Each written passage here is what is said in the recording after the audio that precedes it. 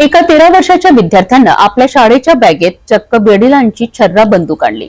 शिक्षकही हादरलेत। पोलिसांना पाचारण करण्यात आलं। काय आहे संपूर्ण प्रकरण बघूया सविस्तर। अमरावती शहरातील गाडगेनगर पोलीस स्टेशनच्या हद्दीत येणाऱ्या एका शाळेत दुपारी खळबळजनक प्रकार घडला। केवळ 13 वर्षाच्या विद्यार्थ्यानं आपल्या बॅगेतून शाळेत आणली छर्रा बंदूक। हा विद्यार्थी वर्गात आपल्या मित्रांना बंदूक दाखवित होता। त्याचा एक मित्र घाबरून थेट शिक्षकाकडे गेला।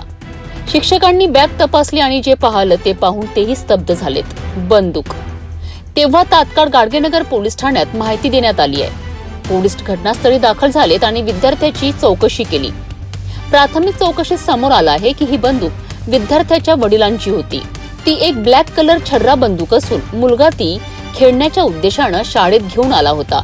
मात्र कायद्याच्या दृष्टीनं हा गंभीर प्रकार मानला गेला असून पोलिसांनी वडिलांविरोधात आर्म ऍक्ट कलम 628 व महाराष्ट्र पोलीस कायदा कलम 135 अंतर्गत गुन्हा दाखल केला आहे।